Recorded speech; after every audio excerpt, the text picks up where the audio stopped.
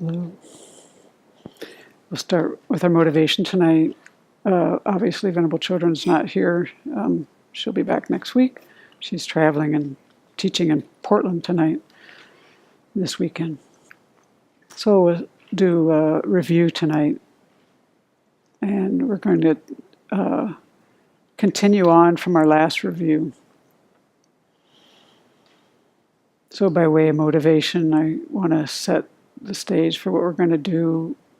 Tonight we're going to delve into aspiring bodhicitta and the benefits of bodhicitta. That's what pretty much follows in the outline that we were reviewing. But our purpose really is to protect our minds and strengthen our resolve. In particular, we don't want any of the even contrived bodhicitta that we've developed in this life to degenerate. And of course, for future lives too. So, at the end of chapter 1 in Shantideva, in his Guide to Bodhisattva's Way of Life, the verse reads, "I bow down to the body of one in whom the sacred precious mind is born, and I seek refuge in that source of joy, who brings to happiness even those who harm." So, as ordinary beings, we have karma ripening from, you might say, left, right, and center field. So sometimes in living here, we've had the experience in our lives of recognizing within ourselves that we're seeing help as harm. And other times, we recognize that I'm perceiving or interpreting something as harm. And even other times we're experiencing events as harmful, and then we might think, oh, there's those who harm. Like he says in the verse, those who harm. So by reviewing these topics tonight, we want to continue to cultivate a very strong mind. One that can use this aspiration of bodhicitta to have this attitude that even wants to bring to happiness those who harm. And when we talk about having a strong mind, or even a weak mind for that matter, we're actually just talking about moments of mind. Some that have fortitude, some that have non-fortitude. Some that have integrity, and some that are lacking in integrity. Some moments where we're having consideration for others, and other moments where we aren't. So we want to enhance our good qualities. That's what it really means to have a strong mind. I think it also denotes one that can deal with anger quite well. So fortitude. So we'll move forward in the context from the last reviews where we worked on developing bodhicitta. So because we're getting into the part of the outline where it talks about the ritual as our motivation tonight, for those of you who have not taken the Aspiring Bodhicitta Ethical Code, you want to just think at this moment for your motivation, I will attain Buddhahood for others' sake. And for those who have taken the Aspiring Bodhicitta or the Engaged Bodhicitta Ethical Code, you've made a commitment. And so you want to think, I will not part from this determination to attain Buddhahood for the sake of all beings until I reach full awakening. So in our last reviews, we've been looking at the two methods to cultivate spontaneous bodhicitta. And in both of those systems, what you're doing is you're looking at the details of the method and learning the techniques, and we learn those from looking at the Lamrim and from our teachers, of course, and then we have to put them into practice. And from doing that, we can have a personal experience through those methods of developing spontaneous bodhicitta. Well, something I didn't ever realize before is there's a third way to develop bodhicitta. This is how Geshe Sopa explains this. And it's that it can be produced ritually. by taking the ethical code in front of one's teachers, the Buddhas, and the Bodhisattvas. These are his exact words, a third way to develop bodhicitta. So, Atisha says that we should take this ethical code once we have determined the importance of bodhicitta and have a strong wish to develop it. And he actually said, those who wish to train after they develop bodhicitta accustom themselves with effort for a long time to the four immeasurables, love and so forth, thereby clearing away attachment and jealousy, and produce bodhicitta through a pure ritual. So who is the basis? Who can take this kind of ritual? You might say vow, but Venerable prefers the word ethical code. So in the Lamrim, it explains it has to be someone who's studied and practiced. So you already have some understanding of the nature of bodhicitta and the methods to develop it and the stages of the path. But it's not necessary to have developed spontaneous bodhicitta to take these ethical codes. But you do need to have a sincere desire to develop bodhicitta. So you want this kind of enthusiasm, and you want this to come from the depths of your heart. So this is a person who's studied the Lamrim and sees that this is a very precious attitude to develop. And then when you take there's two ways to do the aspirational bodhicitta ceremony. You can just take it like with no commitment at all, where you just generate bodhicitta. And His Holiness does this often. When he gives teachings, he'll do this. And in that same ceremony, if you wish, you can take it with a commitment, where you generate the commitment that I'm not going to give this up. And when you do this ceremony, it's actually, you're taking refuge. This ceremony is really beautiful. It was actually done once at the Sakya Monastery, the way Atisha outlined it, and that's how it's written about in the Lamrim. It was very beautiful, really worth reading that section. And they explain that when you do this ceremony, you take refuge as part of the ceremony. And this is a special, in this context, it's a special refuge of the Mahayana. So its purpose there is to save all sentient beings. And so when you take this refuge, if you're taking the commitment, I think it means, then you're taking this refuge until you reach full awakening. And so Atisha says that when we engage in this ritual, you have to have this firm resolve that you're never going to give it up until you reach awakening. So in this way, when we take refuge in this way, we're eliminating not only our own suffering, but we are trying to attain awakening in order to alleviate and help everybody else. You alleviate other people's suffering and help them. So what would be the main enemy of this? For a bodhisattva, the main concern is to get rid of selfishness, actually. This has to be completely eliminated. So of course, then a bodhisattva needs the highest realization of the emptiness of inherent existence and realizations of bodhicitta. So this is the kind of refuge that we're taking. And this is the refuge that we take all the way through, all the way to full awakening then. And it's said that our desire to do this will only be as strong as the love and compassion that we've cultivated. So in order to really have that love and compassion, then we have to be able to see other people's problems clearly. We really have to understand dukkha, or we won't ever be able to have the proper kind of love and compassion. Our compassion will be weak, and then our bodhicitta will be faint. So when you have some feel for this, then it's proper to engage in a ritual when you have this deep desire to help all other sentient beings in this way, to have happiness and be free of suffering.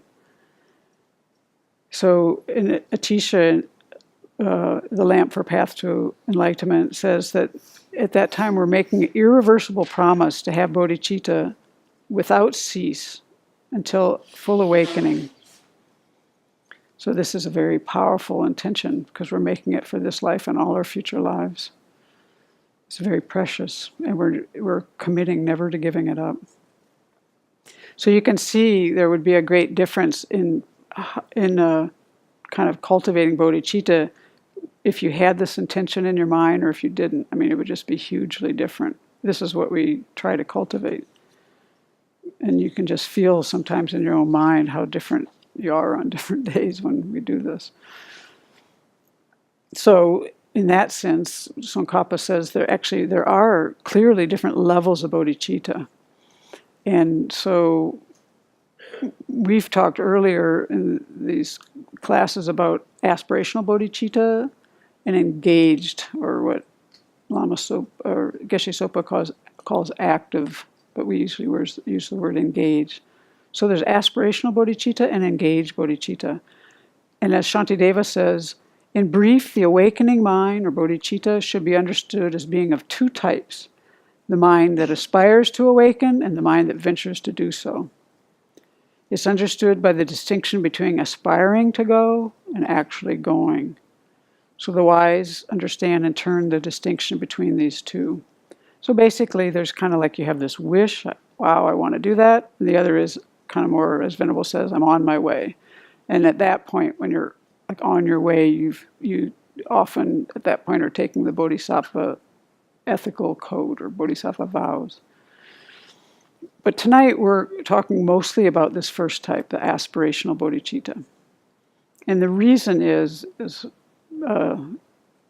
in my mind, that I wanted to focus on this is when you look at the precepts, the first thing, there's 8 of them, right? 2 sets of 4. The second 4 have 2 parts, but there's essentially 8. In the first half, the first 4, how to not let your bodhicitta diminish in this life. So to me, that seems quite important, especially when I'm just fabricating it all the time. It's like, maybe I should get this, And also if you think, when anger comes up, how you could have something come up out of left field where you're just like, you get so angry. When you really think you've been harmed by someone, you could just kind of go, everyone but them, like Venerable always says. I mean, we have that within our karma, I'm sure. So we need to protect ourselves from this. And that's kind of my goal tonight, is to shore that up. So this aspirational bodhicitta is this determination to attain awakening for the benefit of all sentient beings. So it's analogous to desiring to go someplace, but you haven't really taken a step in that direction. You're just wanting to go. So even in this aspirational bodhicitta, there's 2 types. The one, as I said, is you're making the promise to, never give it up. And the other is just not, you have aspiration of bodhicitta, but you have made no commitment, as we've said. Lama Tsongkhapa says, if you're not able to train in the precepts of even the aspiring bodhicitta, then you shouldn't take them. Just do the one where you're making no commitment. Then all you do is you just don't make that promise during the ritual. You can be there, you can do that, you can just, at that moment, just be generating bodhicitta. So you would just think, for the benefit of all mother sentient beings, I'll try to attain awakening. That's kind of where your mind would be, which is nice. It's a beautiful thought to have, and it's where we start, But that's not taking the ethical code. But then when you say, until awakening, I'll never give it up, this thought, never for one moment give up this thought, then you're taking the ethical code. So then in the ceremony, there's ways for people to do it either way, taking the precepts or not. So this is kind of where we are in the Gomchen Lamrim. And there it's called, the outline says, how to maintain it, bodhicitta, through ritual. But I found it helpful to look in the Lamrim and compare these titles because they kind of give different nuances. And this title was saying more to maintain it, but actually the Lamrim was saying how to adopt it through the ritual, which is kind of in line with what Geshe Sopa said, that you can actually generate it through the ritual. So in this outline, there's 3 main points, and we're going to talk about the first 2 tonight. The first one is acquiring the vow if you've not yet acquired it, which we've kind of already talking about a little bit. And then keeping what you have acquired from declining. And then there's a section on how to restore it if it declines. But because we're not going all the way through that second point, we won't get to that third part. So we're going to start with this, how to, acquiring the vow that you've not yet acquired. So who do you take this vow from? Who is the person that can actually give you this? And Atisha just said a master who is qualified, and then he didn't really say much more. But Lama Tsongkhapa, I think this kind of was passed through the tradition. He said, former teachers asserted it was not sufficient for that person that you take it from to have the aspirational bodhicitta and to be maintaining the precepts. They actually have to have had the engaged bodhicitta, meaning they have to have taken the bodhisattva vows. That's the proper person to do this ceremony with. So in the Gomchen Lamrim, it just says it has to be someone who has the vow of engagement. So that's pretty much what that means. And I'm going to go back and forth between using vow and ethical code, just because vow is so much shorter. But I want to explain what Venerable said about this, because I think it's really important that the meaning of what she says, how some people use the word vow, and why she doesn't prefer to use it. It's because these things, what we're doing is we're training our mind. And so we're not imposing something from the outside. And sometimes when you say a vow, it might kind of sound like a law that's like imposed from the outside. But these are things that we take on voluntarily. We're doing it to guide and train ourselves, to train our body, speech, and mind. So that's a huge difference. She said in Sanskrit, the word means ethical restraint. But she doesn't use that because we are restraining from things, but we're also doing things. It has both sides to it, which is why she likes to use the word ethical code. And the reason she doesn't like the word vow is because she thinks it makes our minds too tight. And she's corrected me on that a few times because I tend to slip that word in. She would prefer I say even precepts, because vows just seem so heavy. I don't quite feel that myself, but I can understand it from the way people, the way I've seen people interact with our precepts. They take it as like the law, and they don't take it as a guideline and a training, how you're working with your mind. So I think her point is very well taken. So that's, who do we take it from? But what kind of person can you take it? We've talked about that a little bit. You've trained your mind in the different scopes of the Lamrim, and you have a lot of enthusiasm for it. So that would include topics like, it has to include, to understand bodhicitta, you have to have some sense of disenchantment with cyclic existence and have some mindfulness of death and wisdom and compassion. You have to have that in the mix of your mind before you're really going to be able to have much meaning to taking even aspiring bodhicitta, which is why we study these things first. So they've trained their minds in the Lamrim, in these different stages of the path. And then you have some kind of internal, I don't know, maybe you could even say transformation, might be for some people, depending on where you started from, where you have some feeling for how important this is and how wonderful it is and precious it is. And as Venerable Chodron says, you've practiced the bodhicitta methods. So you've gone through the meditations that we reviewed the last few reviews and have a feel for it. And then there's the ritual. That's the third part of that section. How do you take part in this ritual? And we'll just talk about that really briefly. There's a lot more in the Lamrim Chimo about this. And even our Gomchen Lamrim is very short. It just says, maintaining bodhicitta with the preliminaries, the main part of the ritual, and its conclusion is excellent. That's as much as they said. So, but you get a number, like, I don't know how many pages that chapter was. It was about 20 pages maybe in the Lamrim. Here it was a phrase. So, but basically, in the ritual, if you're doing the aspirational one, we use these words that are in our Pearl of Wisdom book, the generating aspiring bodhicitta. It's in Pearl of Wisdom 2 on page 73. It says, with the wish to free all sentient beings, I take refuge at all times in the Buddhas, the Dharma, and the Sangha, until the attainment of full awakening. Today, in the presence of the enlightened ones, inspired by compassion, wisdom, and joyous effort, I generate the mind aspiring for full Buddhahood, for the well-being of all sentient beings. For as long as space endures, and for as long as sentient beings remain, until then may I too abide to dispel the misery of the world. So, I think if you said those words, you probably had the intention not to give it up. But anyway, that's what we have in our book on that. Okay, any questions so far? Can you say again when the aspiring bodhicitta becomes the engaged bodhicitta? Is that after you take the precepts? Engaged bodhicitta is when you take the bodhisattva vows. You've made the determination, and in your mind, you've made the determination to practice the bodhisattva deeds, essentially, the 6 perfections. But because those vows are about the 6 perfections. So you would have engaged bodhicitta before taking the precepts? That's not really spelled out.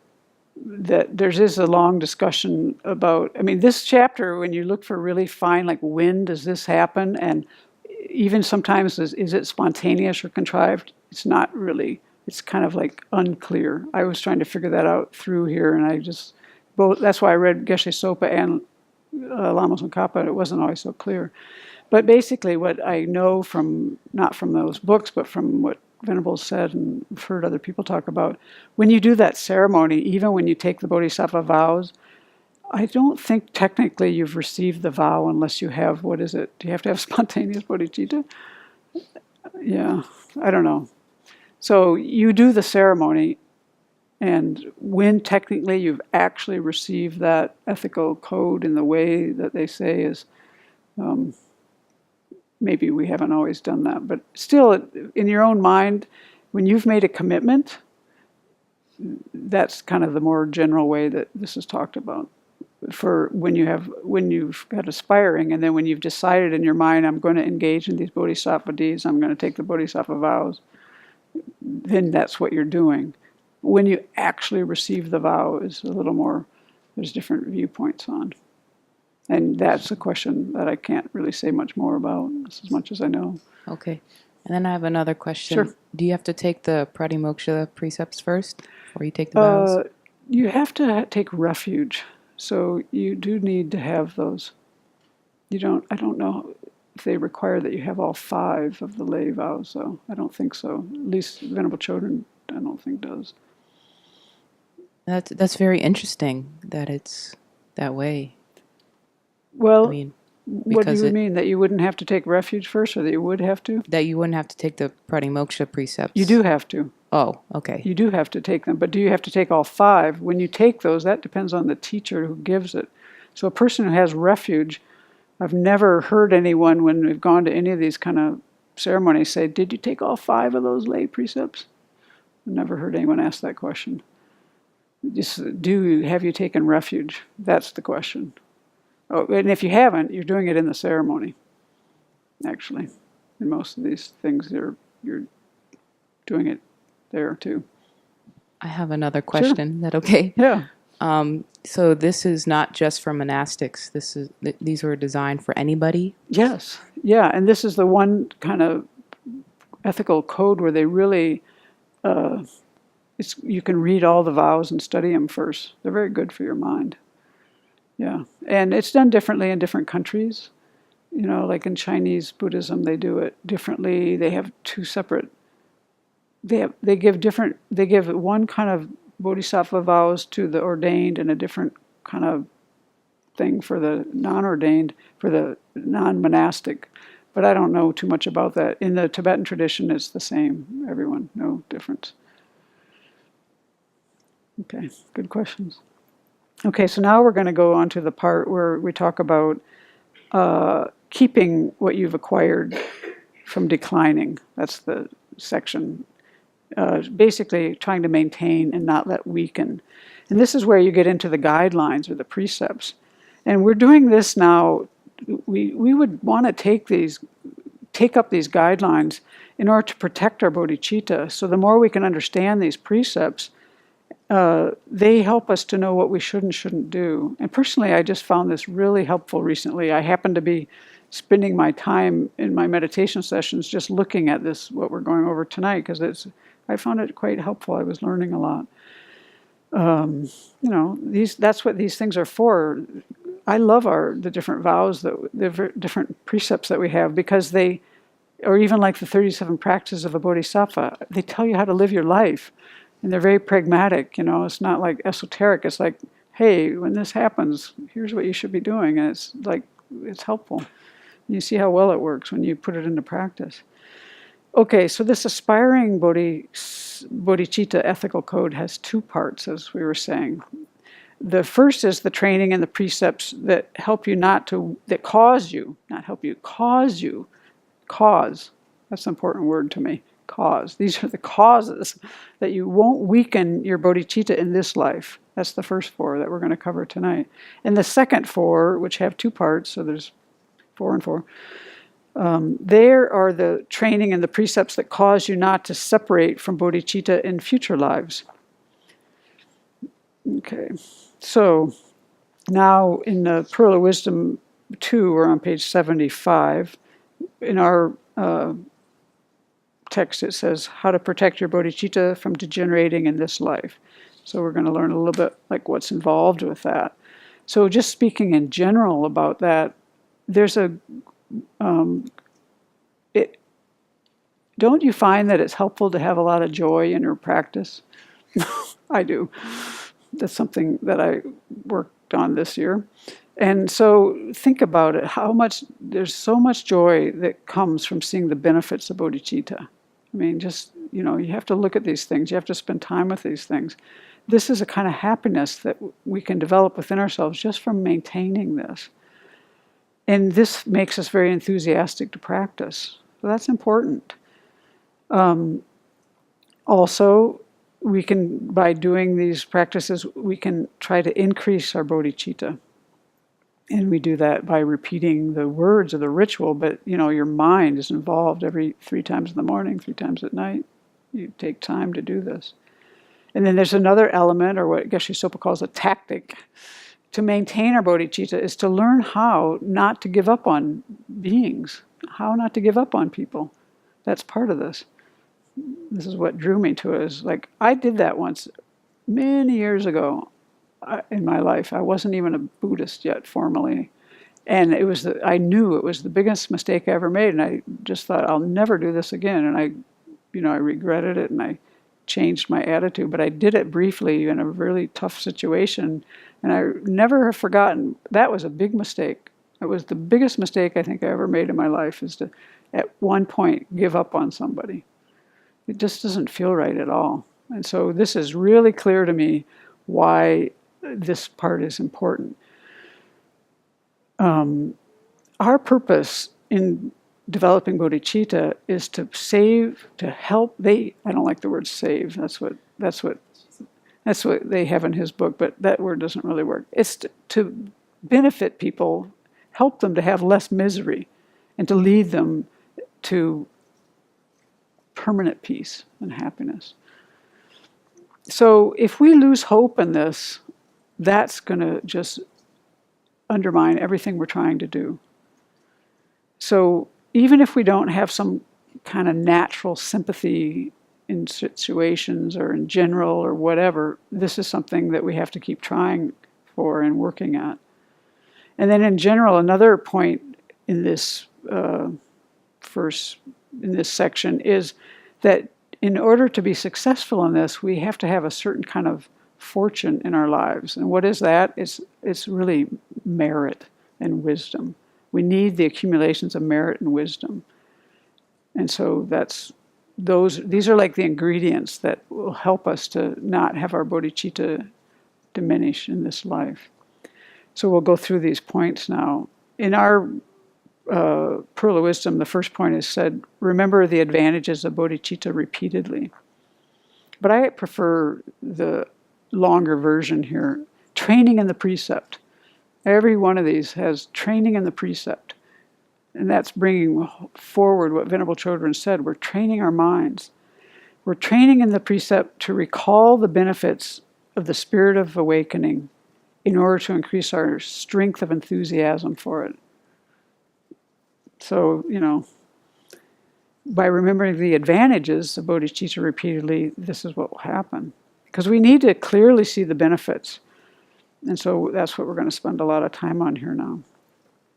So, if we can see the benefits of this, then there's no hardship that will ever deter us from our practice. Geshe Sopa says, and I'm going to use his instead because it's shorter. He says, we'll be like businessmen who take risks and endure many difficulties with pleasure because they foresee a large profit. And in our way, it will be the same, only with a whole different thing. We'll recognize these benefits, and then we'll have the energy to practice. The enthusiasm and the energy, and the stamina, I think, too. So, if you haven't developed bodhicitta before, I don't have spontaneous bodhicitta, we have to understand the benefits not from our own experience, because we don't have the experience. We have to understand it, learning about these benefits by studying the texts and hearing teachings from a spiritual mentor. And so Tsongkhapa follows Atisha's lead, and he uses all these examples from the Array of Stalks Sutra, because they have all these analogies, and that's what we're going to talk about here, some examples that you might remember some of these. So he starts off with, bodhicitta is like a seed that will grow into a huge tree, whose every part, the trunk, the branches, the leaves, the flowers, and the fruit is medicinal. Every part is good. The seed of bodhicitta will grow as the Mahayana path, and then it will ripen into the fruit of Buddhahood. And it's said that bodhicitta is I don't like the word condensation. I don't like that word. It's like an amalgamation of all the Mahayana practices and prayers. It's the heart of the Bodhisattva practices.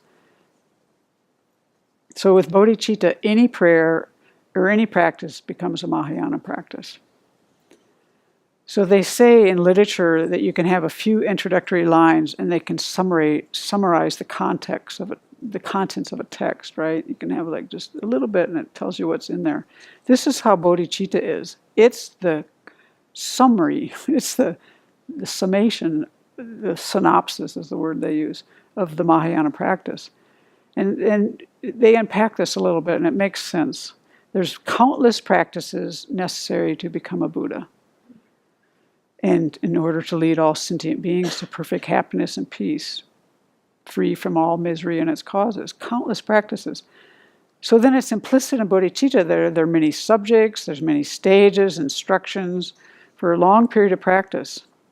But in this way, you can think of bodhicitta as they use the word linchpin, but I would use the word keystone of the entire Mahayana path. Because if you don't have that, the whole thing falls apart. So that's the keystone, like a keystone in an arch. An arch without that keystone falls apart. And without bodhicitta, the whole Mahayana falls apart. Tsongkhapa then discusses the benefits of just this first type of bodhicitta, the aspirational bodhicitta. And it has benefits, but the benefits of the engaged are more so, by the way. When you accomplish, when you do, it's a greater thing, and so it has greater benefits. But just the aspirational bodhicitta, in the large book we got, The Bodhisattva Levels by Asanga, this is from that. It explains that merely developing a sincere and firm aspiration to attain Buddhahood in order to help other sentient beings has two immeasurable benefits. So this sincere and firm aspiration is the kind of question mark in my mind. And I looked in both of these texts, and they don't define it further. But I have to say, I think it means spontaneous bodhicitta from what we're going to get into here. You can decide. But it seems to me it has to be. But anyway, when you develop a sincere and firm aspiration to attain Buddhahood in this way, one becomes a holy field for others' accumulation of merit, and one holds all meritorious virtues without any danger of damage or injury. And so these are the 2 points we're going to talk about. So this first one, you become a holy field for other people to accumulate merit. They have like this analogy that has to do with agriculture. Like this, all crops are grown in dependence upon the earth. And whatever we plant in a field with good soil will yield a good harvest. In the same way, the happiness of all sentient beings is founded upon bodhicitta. So those who have bodhicitta are like a field producing merit for others. So that means the power of this field causes actions that are directed towards it to have great results. You can think of those stories of like when the little boy gives the sand to a Buddha or something, and then lifetimes later, what happens. So even these small virtuous actions, such as a little gift given to someone that has bodhicitta, can yield enormous merit. So in that sense, a person who has bodhicitta is a field of merit for others to make merit. And of course, the person who has that bodhicitta is creating great merit. But think about it. There's a real difference between somebody who's motivated by bodhicitta and someone who's motivated with a selfish intention. So you can just feel it when you even think of that. Wow, it's a complete mismatch. That's what makes that person so strong,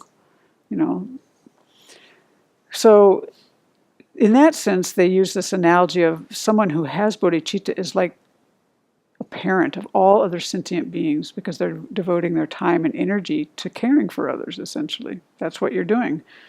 And this is expressed by Shantideva when he says, this first benefit is expressed when he says, the moment an awakening mind arises in those fettered and weak in the jail of cyclic existence, they will be named a spiritual child of the Sugatas and will be revered by both humans and gods of the world. So that, when I read that, it's like, I find that great, because don't you just feel sometimes fettered? I do. And sometimes weak. Not always. But the jail of cyclic existence, yes. But when you have this motivation, poof, this is the carrot, right? Trying to get us going. So so then they're saying here that when this aspirational bodhicitta arises, and I think it means spontaneous, one becomes worthy of more reverence than the arhats. But they don't spell it out. They don't say it. I looked. They just keep it vague. Because they're talking about both, and then they just make everything sound like not so clear, but I think it has to be. So anyway, more reverence than the arhats who have attained freedom from samsara. It just wouldn't make sense for anybody else, So someone who has this aspirational bodhicitta, they haven't reached nirvana like an arhat has. And arhats have gotten rid of all their mental afflictions and they've attained liberation for themselves alone, right? But even yet, when you have the spontaneous bodhicitta, let's just stay with their words, this aspirational bodhicitta, then you have become, greater than these arhats. So then there's we've heard this one before, it's from the play of Manjushri Sutra. They say that as soon as bodhicitta arises, one is like an infant prince. Remember we had this? From birth, that person is going to outshine all the ordinary people around them. Even those people are very mature and have a lot of knowledge, and this is just a little infant. They're going to outshine them, because, even though the baby hasn't developed their qualities yet, but they're going to grow up and be a leader of their people. In the same way, one who produces this thought of bodhicitta becomes a child of the Buddhas. And so that person is going to mature eventually into like an enlightened Dharma monarch, right? Because they're going to be able to guide all sentient beings. That's the analogy there. Because they're no longer ordinary in the sense of they have this great and noble intention. They don't have to have realized emptiness yet. So they're ordinary in that sense, but they're not ordinary in the sense of they have bodhicitta on board. And so now, finally, they say, when this thought arises sincerely and spontaneously, first time the word came up in either text, one becomes a holy person in whom others can take refuge. So I think that's right. So that person is, of course, worthy of honor. But then you could still think, Geshe Sopa is always throwing this in, and then you can just contrast that with, what if somebody had just wanted to develop bodhicitta so that they could have respect or honor? You know, it's just so tainted. They could never have that. You'd never have that feeling around that person. It wouldn't, the vibe would not be there. Okay, so that's the first part of this. And then the second benefit of aspirational bodhicitta is that essentially the words were hard to understand, but it basically boils down to it protects you from harm. And I won't go into this too much because a lot of it is stuff that hard for me to grok. But the parts that made sense to me were this, that humans, animals, and invisible spirits will not be able to hurt us. Why? Because the best protection from harm is for us to kind of suppress our hatred and develop altruism. Because our problems result from our self-centeredness. And when we have compassion and we're able to interact with people where we have compassion and we're rejoicing in their happiness, it's going to be really hard for them to harm us. Geshe Sopa says they can't do it. And then they have this other benefit of aspirational bodhicitta that's in this same section, is that it makes these common spiritual attainments easy to attain. And this was a lot of examples here of things that are kind of out of our worldview a little bit, but it related to certain yogic practices, various types of powers that are actually considered common because they aren't enlightened. And they could actually even be dangerous if you didn't have good intentions, but they are things that apparently if you develop spontaneous bodhicitta, you're going to be able to do these things quite easily. So, one of them I remember were things like prolonging life, things like that. They related to those things of like pacifying, increasing, controlling. There was that section. There were other sections of things that aren't so much in our worldview, but I don't know. So I kind of went on from there. So you can read about that if you wish. It's interesting. But then I wanted to go into other benefits. So they keep going. It's a long list. Bodhicitta helps to protect the living beings that are around. The living beings that are around bodhisattvas are protected because the environment is more peaceful and harmonious. And the place is more like holy, like a shrine. The atmosphere is more like a shrine. It takes that on. The people around will have fewer problems. And where there aren't people around who have bodhicitta, there's more problems. That's easy to understand. It's just sensible. Just look around at what's happening in the world with people who are taking other people into just kind of consideration how different things are when you have people who can't even take into consideration other people's feelings, needs, any of that, how things go. So, of course, many more problems arise just naturally. And then there's benefits that accrue to the individual. And I think we've heard about this before. Say you are a new bodhisattva and you haven't yet realized emptiness. You could have some really heavy karma that can't be reversed, or you could have broken a vow that would put you in the lower realms, right? But they say that due to the power of this bodhicitta, you're prevented from suffering like an ordinary being would be. Because you don't remain in the hell realm long, you kind of bounce out. You're like a ball, you said, you're in and boom, out. So that's the power of bodhicitta. And also, when they're in the lower realms, they're going to be benefiting other beings there. Because it makes, I don't know how that would work, but somehow they benefit other beings there. And it makes those bodhisattvas even more keen on becoming a Buddha quicker, that experience. It's said that their misery is like pouring oil into a fire. Their compassion becomes even stronger. And then in Shantideva, this is where this line comes in. I think he has a lot of parallels, but his benefits are also much more kind of psychological and not more in the realm of ordinary beings. Whereas the ones listed here, a lot of them are like for people that had more attainments, I would say. But he says Shantideva says, when bodhisattvas greatly suffer, they generate no negativity. Instead, their virtues naturally increase. That would be awesome. I'm inspired. See, I'm in the ordinary category. I need the ordinary carrot, not the high-level carrot. These kind of bodhisattvas in their next rebirth, they won't suffer from much illness, and it will shorten the power of their bodhicitta, will shorten the duration, and reduces the strength of any kind of harm or injury. And you may have witnessed some of these things, this next one. Think of when you see His Holiness traveling all over the world so much. They say bodhicitta gives one physical and mental strength. Bodhisattvas don't tire easily when giving teachings, or when doing other things to benefit beings. I mean, we see that just in His Holiness. He's zipping around the planet like, I don't know how he does it. Well, now we know. Okay, and then another benefit is when you think about it this way, there's all kinds of sentient beings, right? And we all have our baggage, our previous karma that we're taking forward with us. This makes some people lean more towards selfishness, while others are naturally more loving and compassionate, even at a young age. And this is funny, when I read this, I was like, they don't have to be taught to enjoy helping others.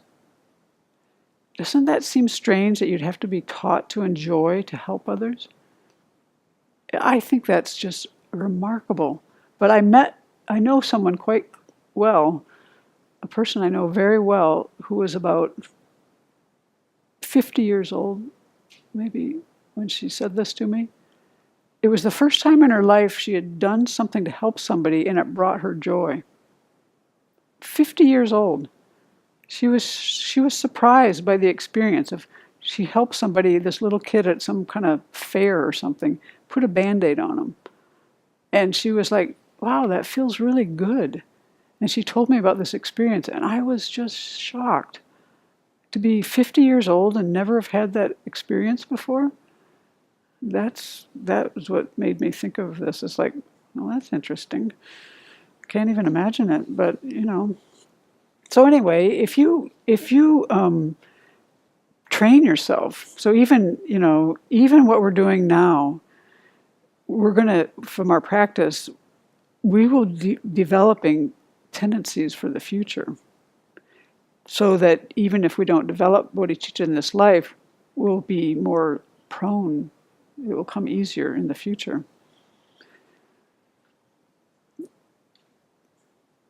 We'll naturally be more compassionate and less selfish in the next life. And then when we meet the right circumstances, they say we'll easily develop bodhicitta. So basically it's saying what we're doing now matters.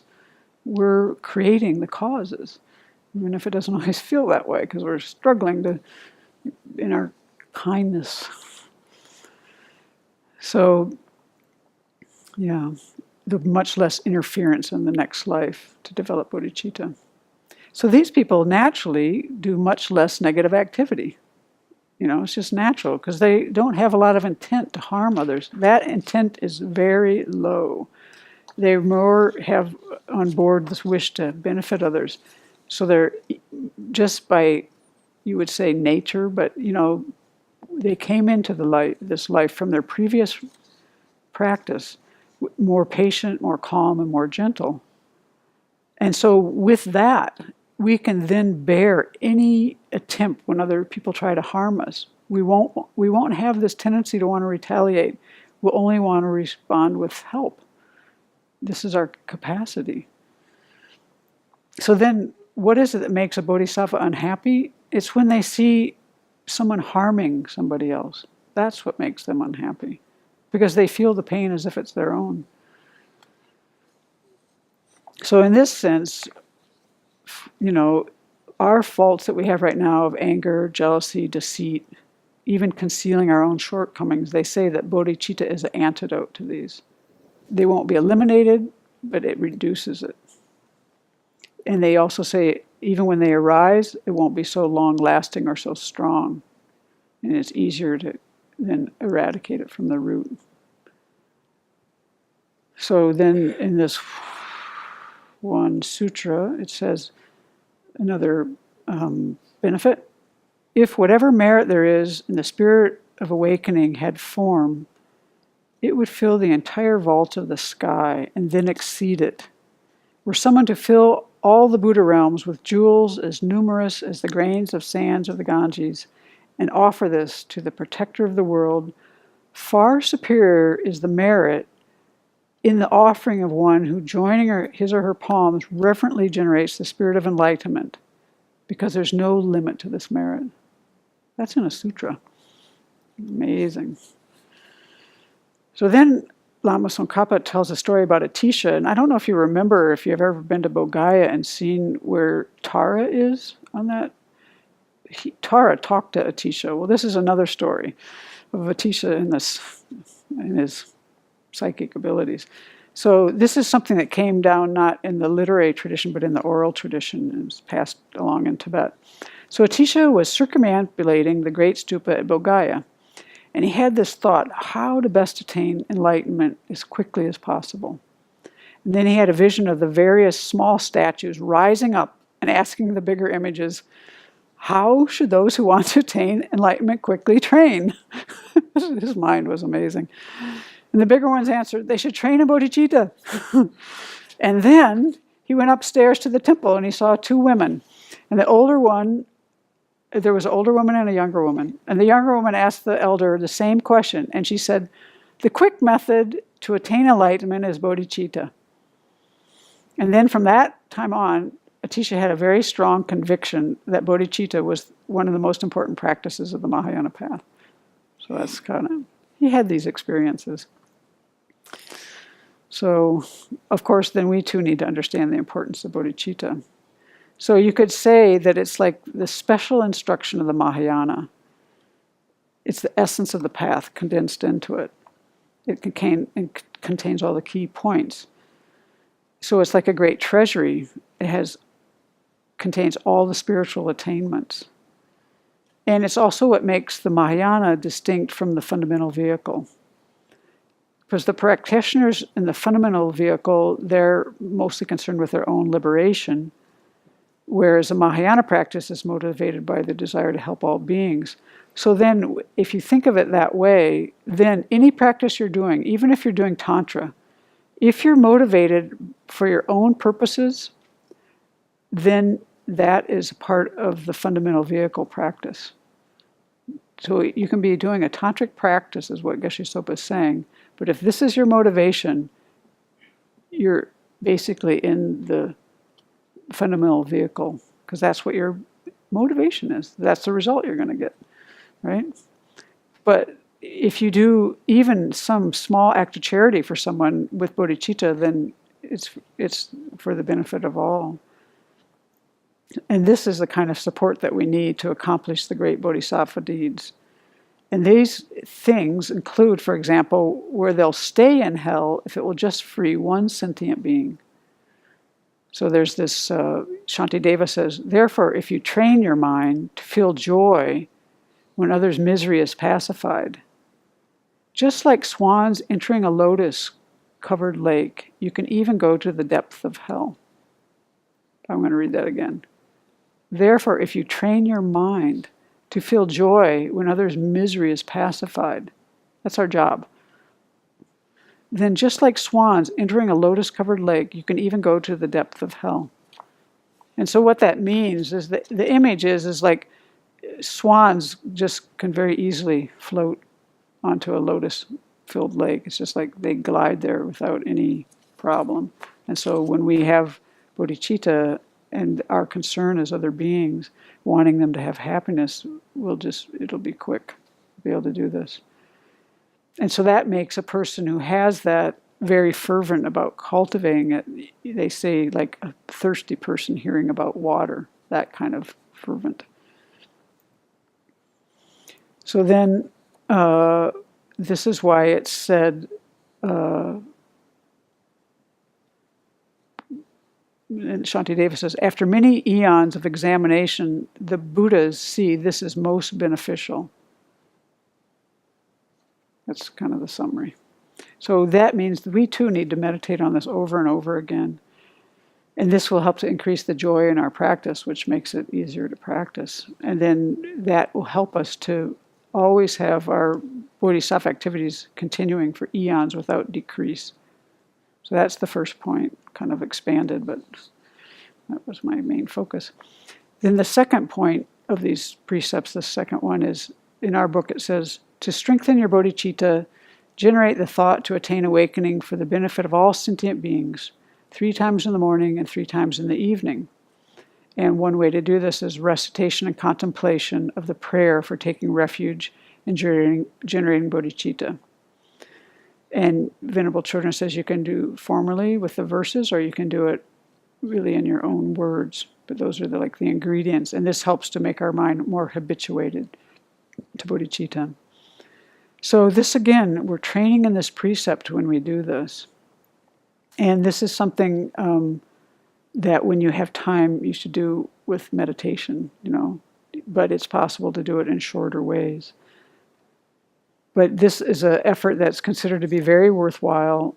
Let's see, this section is increasing your bodhicitta. So we don't want to lose it, but it's not enough just to produce it. We have to increase it. So in this section, they have 2 subsections, which I hadn't really heard of before. One is not giving up your development of aspirational bodhicitta, and the other is not losing it, essentially, and the other is training to increase it. So they go into 2 parts on that. And the first one is not giving it up. So here's where we come into where, things that get in our way again.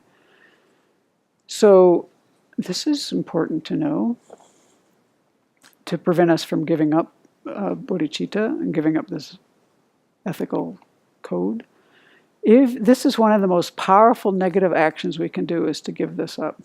The sutras contain many teachings about the bad consequences that result when one gives up bodhicitta from the heart. It says, Venerable said before, you've taken in front of you as your witness the Buddhas and the Bodhisattvas and your teachers, and in their presence you've committed yourself to liberate all sentient beings. And then what happens is you're living your life like we do, and you see these beings are so numerous and their behavior is so mean. Or then you think, how long is this path going to take? Eons. Or another day you're thinking, these collections are limitless. Think of all the places your mind goes. So these become reasons for us to become discouraged. And with that mind of discouragement, you can start to then abandon this aspiration. And so this is, now, not the carrot, but this is what's the other side of the carrot? The stick. Yeah, now we have the stick. Because they're letting us know that actually the teachings say that this is a wrongdoing that's even greater than breaking, they call your cardinal transgression of the vows of individual liberation. We'll explain that. So it's like this. Geshe Sopa is more clear, I think. It's far worse for a Mahayana practitioner to drop the bodhicitta vow than it is for a fully ordained fundamental vehicle monk or nun to break one of their root vows. It's interesting in a way, to me, the way he says that, because Lama Tsongkhapa doesn't quite say it the same way. But I think what they're pointing to is that, I don't know, I wouldn't. The biggest point is that it's more dangerous, it's more detrimental to let go of bodhicitta than it is to break your root precepts as a monastic. That's the bottom line here. That's what they're saying. It's in the Perfection of Wisdom Sutras.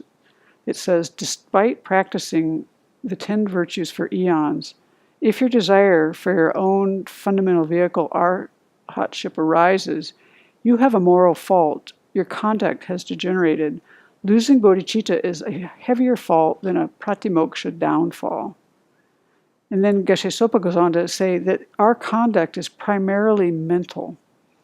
So if you have a self-centered goal, then every activity, including keeping your vows, is fundamental vehicle conduct. And so wanting to liberate yourself is this kind of selfishness that we've been talking about recently. And it's the bodhisattva's worst enemy, he says. If a Mahayana practitioner is selfish, he or she has lost the religious conduct of a bodhisattva. So the most important thing is to resist our selfish thoughts and not to lose our bodhicitta. Never to let your mind go to these things that break it. We have moments, but that's not what they're talking about, to break things. You have to, from the heart, right? So that's the first part. And the second, then, we have to train to increase it. And that's what we're doing. Well, let's say this way. We do 3 times in the morning and 3 times in the evening, we say these verses. We try, when you have time, you cultivate the 4 immeasurables, take refuge, cultivate the 4 immeasurables, say the verses that we say. And we do this in order to accustom ourselves so that this will become spontaneous all of the time. And with a practice, then it becomes stronger and more sincere. That's what we're trying to do here. And so if we do this sincerely, even if it's not, even if what we generate is small, but it's sincere and from the heart, then eventually we will actualize this mindset. But if we don't do that, we won't. It's that simple. You have to practice and make effort. So that was the second one. The third one is don't give up working for sentient beings even when they're harmful. That's how it's written in our book. And in the Lamrim, it says, the training and the precept not to mentally abandon living beings for whose sake you're developing the spirit of awakening. So they kind of have it in 2 parts. Most of this comes from Atisha again, but it's not a lot said. He says, by caring for and not abandoning living beings, you maintain the spirit of enlightenment. And then they have this funny thing that there's not much on. It says, okay, by caring for and not abandoning living beings, you maintain the spirit of enlightenment for the sake of its object, its benefits, the ritual for generating it, its general increase, and not forgetting it. And then there's hardly anything about what all that means, but I think it's the basic points. So we'll go on to the other parts of the verse that there is commentary on. Basically, we need to not abandon, and we need to care for others. So not abandoning, what is the measure of having abandoned? That's really important, because this is when you've broken things, right? It's this kind of thought. Now I will never work for this person's welfare. Or you might say, now I will never do anything for this person again. That's it. And we do that based on something that they've done that's unacceptable to us. When we have taken the Bodhisattva ethical code, we should try to never have this thought. We should never give up on others. And then caring for others, they kind of use analogies like a kind guru who takes care of his disciples, his or her disciples, just like a loving parent manages every detail to enable their children to follow in their footsteps, that kind of care. So Atisha, there's not much said about it, but then he said in a commentary that taking care of other sentient beings means helping them, leading them, encouraging them to practice to become fully awakened. So Venerable Chodron gave us some really good advice in this. She said, if someone's pushing your buttons, it's okay to stay away from them, but you need to hold them in your heart. Train the mind to be more open, to have forgiveness, and some recognition that the person is going to change. They won't always be like that. That's, you have to practice where you're at. You might have to remove yourself from a situation, but it doesn't mean that you remove yourself in your heart from that person. You don't give up on them. Okay, and the fourth point of these 4, we want to enhance our bodhicitta. To do this, we have to accumulate merit and wisdom continuously. So this is training and a precept to do this, to develop these collections. And we do this to actualize, to stabilize, and then to maintain bodhicitta. So are there any questions or comments on this part? And then we're going to dedicate. So this was in Atisha's commentary. He talks about what it should mean to take care of other sentient beings. And Lama Tsongkhapa said, even though this wasn't in the lamp to path to enlightenment, it's not in the ritual, he said this is completely in line with it. Helping them, leading them, and encouraging them to practice to attain full awakening. So basically, you're leading people to full awakening, helping them, leading them, encouraging them.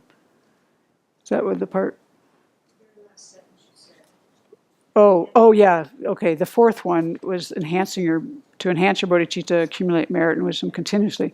Venerable said this is a support for us to actualize, to stabilize, and to maintain our bodhicitta. That's what she had mentioned. You had said that wanting to liberate oneself is the greatest enemy to a bodhisattva. Mm-hmm. That's what Geshe Sopa said. So the opposite of that would be wanting to attain Buddhahood, not just stopping at. I don't know about opposite, liberation. but what we want to do in contrast to that is we, instead of doing our practice and having our motivation, instead of our motivation being for our own liberation, our motivation, we try to bring it up to wanting the third scope, wanting to attain full awakening to benefit others. Our goal, our intention is to alleviate suffering by becoming a Buddha. Yeah, because liberation, you will benefit others. I mean, you can't be a Buddha unless you're liberated. Well, liberated in that context is talking about an arhat's nirvana of self-complacent peace. That's what they're referring to there. The word can be used differently. Like you can use the word enlightenment for arhat's nirvana. It's sometimes used. In our tradition, we tend to use the word full awakening, meaning Buddhahood, but the word actually enlightenment is sometimes used to refer to arhat's nirvana. We don't tend to do that because it's confusing. But yeah. So when you hear these words, you have to know what they're talking about. In that situation, they're talking about an arhat's self-complacent peace, you might say. That's, attractive. Okay, so then we'll dedicate. So I want to just, for our dedication, I'm going to read some of the verses from Shantideva's chapter 1. Because I think I took out as many as I could, but I couldn't take out that many. It doesn't take too long. So, just as a flash of lightning on a dark and cloudy night, for an instant brightly illuminates all, likewise in this world, through the mind of a Buddha, a wholesome thought rarely and briefly appears. Hence virtue is perpetually feeble, and the great strength of wrongdoing being extremely intense. And except for a fully awakened mind, what other virtue could overcome it? Think about that, really. All the Buddhas who have contemplated for many eons have seen it to be beneficial, for by it limitless masses of beings will quickly attain the supreme state of bliss. Those who want to destroy many sorrows of their conditioned existence, those who wish all beings to experience a multitude of joys, and those who wish to experience much happiness should never forsake the awakening mind. The moment an awakening mind arises, those fettered and weak in the jail of cyclic existence will be named a spiritual child of the Sugatas and will be revered by both humans and gods of the world. It's like the supreme gold-making elixir, for it transforms the unclean body we have taken into the priceless jewel of a Buddha form. Therefore, firmly seize this awakening mind. Since the limitless mind of the sole guide of the world has upon thorough investigation seen its preciousness, all beings wishing to be free from worldly abodes should firmly take hold of the precious awakening mind. All other virtues are like the plantain tree. After bearing fruit, they simply perish. But the perennial tree of the awakened mind unceasingly bears fruit and thereby flourishes without end. Like entrusting myself to a brave person when greatly afraid, by entrusting myself to this awakened mind, I shall be swiftly liberated, even if I have committed extremely unbearable wrongdoings. Why then do the conscientious not devote themselves to this? Just like the fire at the end of an age is unfathomable. Just like the fire at the end of an age, it instantly consumes all great wrongdoings. Its unfathomable advantages were taught to the disciple Sudana by the wise Lord Maitreya. In brief, the awakening mind should be understood to be of two types: the mind that aspires to awaken and the mind that ventures to do so. It is understood by the distinction between aspiring to go and actually going, so the wise understand in turn the distinction between these two. Although great fruits occur in cyclic existence from the mind that aspires to awaken, an uninterrupted flow of merit does not ensue as it does for the venturing mind. So even when you're asleep, you're generating tons of merit. And for those who have perfectly seized this mind with the thought never to turn away from totally liberating the infinite forms of life, from that time hence, even while asleep or unconcerned, a force of merit equal to the sky will perpetually ensue. Amazing. This intention to benefit all beings, which does not arise even in others for their own sake, is an extraordinary jewel of the mind. Its birth is an unprecedented wonder. How can I fathom the depths of this goodness of the jewel of mind, the panacea that relieves the world of pain and is the source of all its joy? If merely a benevolent intention excels venerating the Buddhas, then what need to mention striving to make all beings without exception happy? Although wishing to be rid of misery, they run towards misery itself. Although wishing to have happiness, like an enemy, they ignorantly destroy it. For those who are deprived of happiness and burdened with many sorrows, it satisfies them with all joys and dispels all suffering and clears away confusion. Where is there a comparable friend?